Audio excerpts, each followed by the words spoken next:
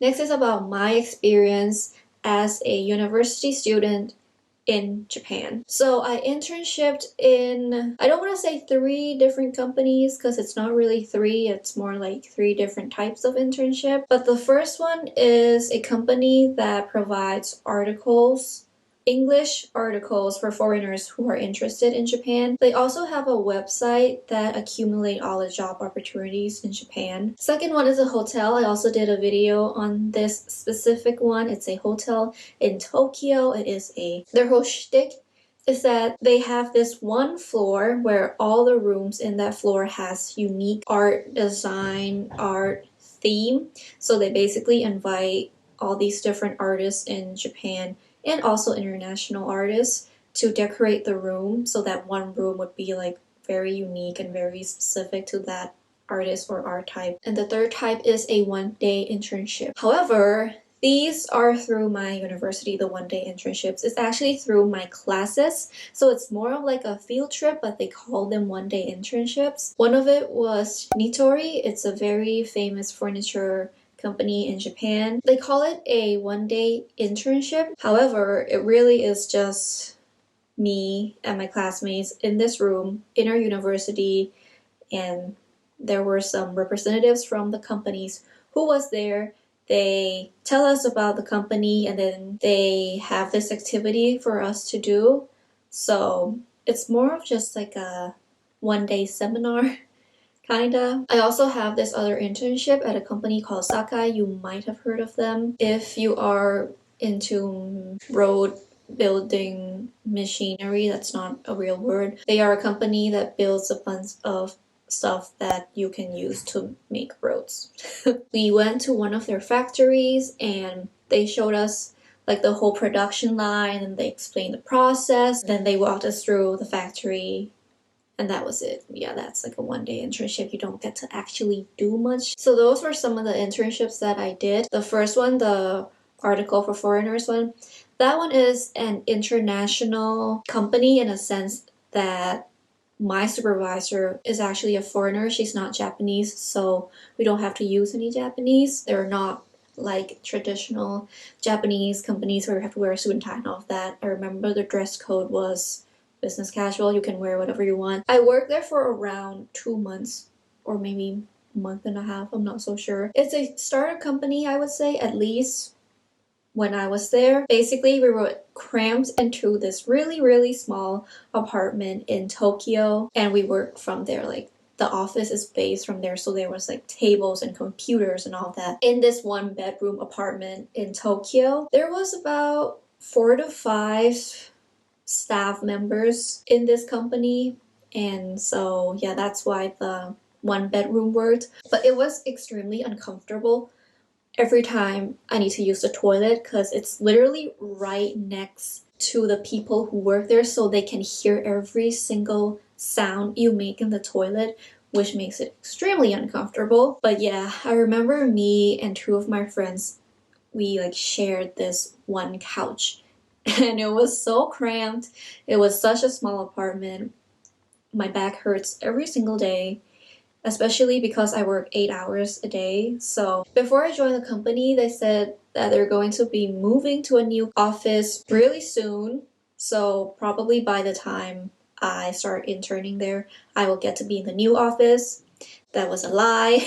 It was not even a week that I get to be in the new office. But at the end of the day, I still like that internship. I think it was fun. For the hotel one, you can go watch my video on that. I filmed that while I was doing the internship, so it's really real time. Moving on, I want to talk a bit more about why did I choose to do internships, or how did I actually choose these internships. So the reason why I wanted to do an internship is first because I want experience. I want to know what it's like to actually work in a professional environment. I want to know more about certain industries. I want to gain experience. Second, I also get credits because I applied through my university. So how did I get my internship? For the one-day internship, that one was through the courses that I take. So I don't have to actually apply for anything. But for the article one and the hotel one, those two I have to apply myself, which is not really myself because it's through my university. What I did was I had to submit a personal statement outlining why did I want to intern in this company, why did I choose this company, how would it help with my career path, why would I be a good fit to the company. The convenient thing about applying through my university was that they have a list of companies for you. Basically, you're given this list of companies, the requirements, and kind of what you're going to be doing. So you just choose from that, write a personal statement, submit it to the university, and then they will get back to you. So you will either have to do a interview with the career center of your university or at the company, or in some circumstances you have to do both.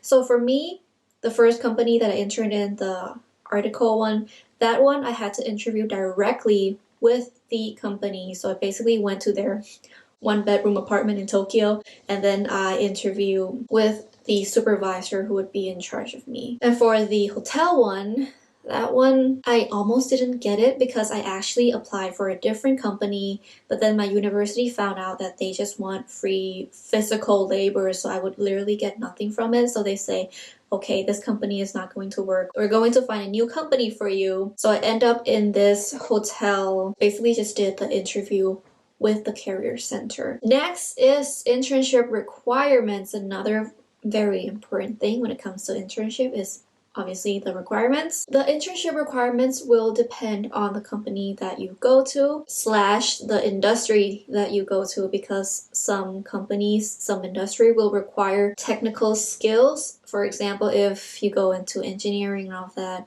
or computer science, I'm pretty sure you're gonna need skills related to that field, which leads me to another point, which is background experience, your own experience. You will have to state this either in a personal statement if you're applying through the university like me, or if you're doing an interview with the company, obviously they will have to ask about your experience, why you're a good fit and all of that. So having some background experience related to that company or that field is very important. Now, the experience doesn't always have to be professional. It can also be an academic one. For example, if you have taken classes that are related to the industry, to the company, and also what you did outside of class that is not professional. For example, if you have enrolled in an online class yourself, that would really show that you took the initiative to learn more about the industry, to gain more skills, to gain more knowledge. I will say though, when it comes to academic in terms of GPA and all of that, they don't really look at it. I mean, because this is an internship, and also career-wise in Japan, they don't care that much about your GPA or what major you graduated from. They look more into your potential to grow in the company, your potential to contribute to the company, so they are more worried about that than your GPA. Lastly is language requirements. Obviously, because you're in Japan, language requirements is very important. Now, Japanese is not always required, okay? It really depends on the company that you go to. For example, the article writing one that I went to, that one doesn't require any Japanese because you're going to be working with someone who speaks in English, your supervisor, and you're going to be writing articles in English. So it doesn't require any Japanese. Obviously, if you know Japanese, that would always be beneficial, because when I interned in the hotel in Tokyo one, that one actually requires Japanese because your co-workers are Japanese, your manager is Japanese, so Japanese is essential for that one. That was what happened when I interviewed with the career center at my university. They basically tested my Japanese and see whether or not I am able to communicate, listen, and actually intern in this space that needs Japanese. That would be it for this video. I hope it helps you, even if it's a little. And I'll see you guys in the next video. Stay safe, stay healthy, people. Bye!